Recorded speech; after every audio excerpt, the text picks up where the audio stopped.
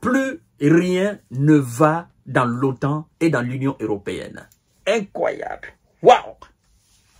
Vous connaissez la Hongrie de M. Viktor Orban, l'un des dirigeants européens et otaniens qui a encore, jusqu'à présent, après 3 ans de jet en Ukraine, toutes ses facultés humaines, toutes ses capacités intellectuelles, oui, tout son humanisme en lui.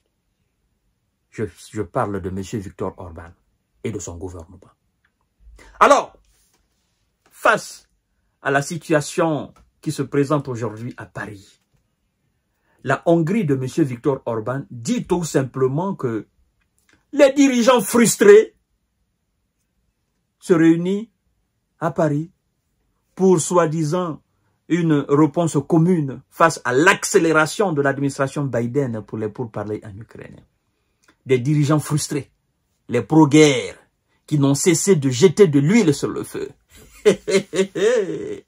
Ah oui, vous savez que Viktor Orban, c'est le gars de M. Vladimir Poutine. Vous savez que c'est le gars de M. Donald Trump. D'ailleurs, il a été l'un des seuls dirigeants européens sur le continent, dirigeant de l'OTAN sur le continent européen, à être invité par M.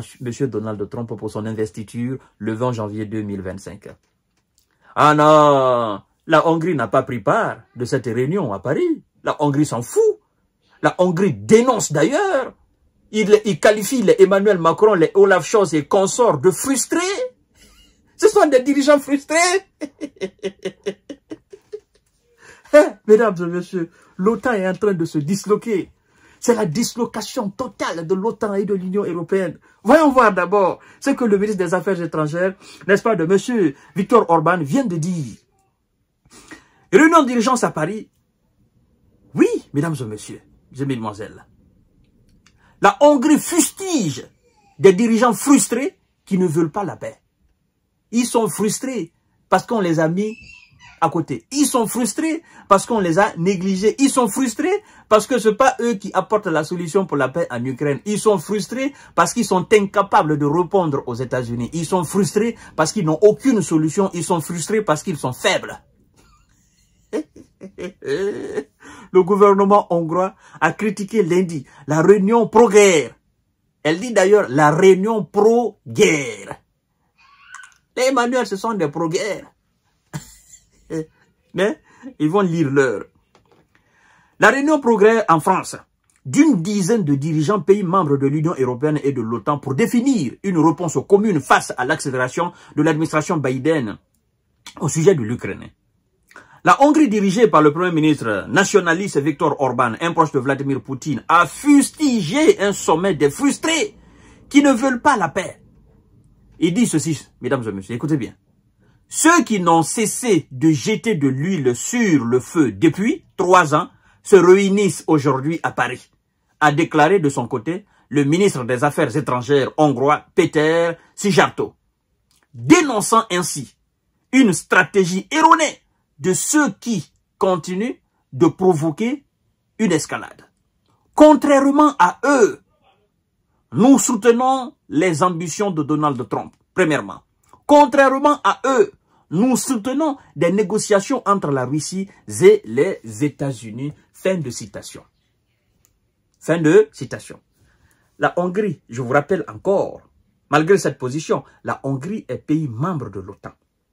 La Hongrie est pays membre de l'Union européenne. Et laissez-moi vous rappeler, tout récemment là, avant que la Pologne ne prenne la présidence tournante de l'Union européenne, la Hongrie avait occupé ce poste-là pendant, je crois bien, 6 mois. Voilà, c'est la Hongrie qui assumait la présidence. La Hongrie, dès qu'elle est entrée seulement en fonction, directement, le Premier ministre est allé en Russie rencontrer Vladimir Poutine. Et cette position a été critiquée par les Européens en disant, bon, la Hongrie est partie là-bas de son propre chef. En tout cas, la Hongrie ne représente pas l'Union européenne. Et donc, nous, on s'en fout de ce que M. Viktor Orban va dire là-bas. Vous comprenez? D'ailleurs, à l'époque, j'avais dit ceci. Si vous estimez que la Hongrie ne fait pas les choses dans les conditions que vous voulez, pourquoi ne pas l'exclure? Mais ils ne peuvent pas exclure la Hongrie. Parce que exclure la Hongrie dans cette période difficile, ce serait jeter la Hongrie dans les bras de M. Vladimir Poutine et donc dans les bras des membres de BRICS. Et vous savez déjà que la Turquie a cette position très ambivalente, mais quand même qui est beaucoup aussi plus proche de Vladimir Poutine que la position otanienne, parce qu'ils n'ont jamais accepté que la Turquie entre dans l'Union européenne. Et donc, quand la Hongrie dit que ce sont des frustrés, ce sont des gens qui n'ont cessé de mettre de l'huile sur le feu, la Hongrie a raison, parce que depuis 3 ans, la Hongrie n'a pas adopté la position française, encore moins la position allemande, c'est-à-dire ceux qui continuent de donner des armes et de l'argent liquide à M. Zelensky pour continuer les hostilités sur son territoire ukrainien. La Hongrie n'a jamais participé à cela et a tout le temps dit « Arrêtez, vous êtes en train de commettre une erreur ». Et la Hongrie vient de réitérer cela en disant que, voilà, c'est une procédure très erronée. Et ils se trompent, il faut qu'ils se détrompent. Tout ce qu'ils sont en train de faire, ça ne va absolument rien changer. Parce que la Hongrie sait que ce sont les États-Unis qui sont à 90% supporters de l'Ukraine dans cette G sur le territoire ukrainien.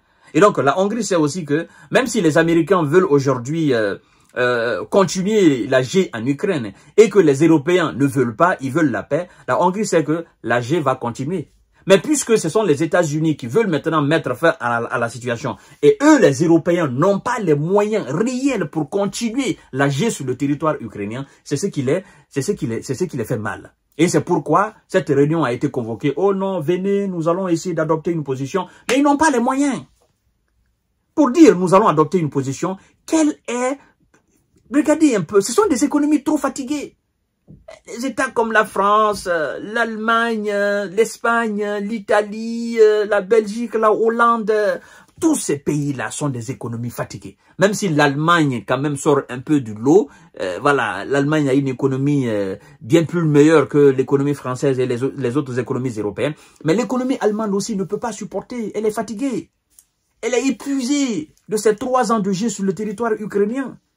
C'est pourquoi d'ailleurs les Allemands... je crois bien pour le budget alloué à la défense allemande cette année, je crois bien, ils ont décidé même de diminuer, n'est-ce pas, l'aide militaire apportée à l'Ukraine. Évidemment, parce qu'ils ne peuvent pas continuer comme ça. Sinon, l'Allemagne va s'écrouler.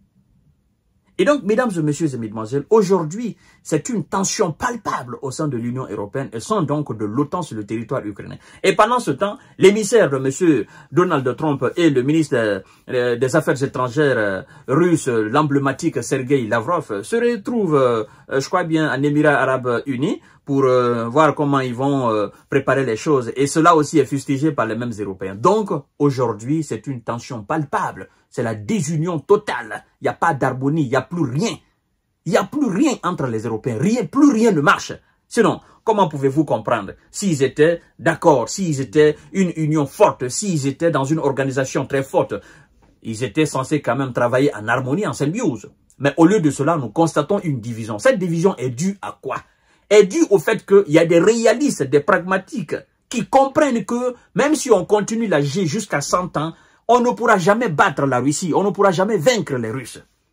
Et que chaque fois qu'on augmente encore voilà, la durée des hostilités sur le terrain, la Russie continuera toujours à prendre des territoires. C'est ça la réalité, mesdames et messieurs. Voilà, donc c'est pourquoi l'envoyé spécial de M. Donald Trump a parlé de l'école des réalismes. Donc, les Américains sont réalistes, les Américains d'aujourd'hui sont réalistes, les Russes sont réalistes, et tous ceux qui sont dans ce cadre-là de négocier rapidement et mettre fin à la situation, ben, l'envoyé spécial de M. Donald Trump dit carrément, Chet Kellogg, le général Chet Kellogg, il dit carrément que voilà, ce sont des réalistes. Les bavards n'ont pas leur place autour de la table, hein, parce que à chaque fois qu'ils ont participé à des négociations, ça s'est toujours soldé par des échecs. Hein. Minsk, les accords de Minsk 2, ça a toujours été comme ça. Ce sont eux qui ont envenimé la situation parce que ils avaient des dents contre Vladimir Poutine et aujourd'hui on se retrouve dans une situation merdique. Voilà, mesdames et messieurs, je vous reviens tout à l'heure, ça chauffe entre les membres de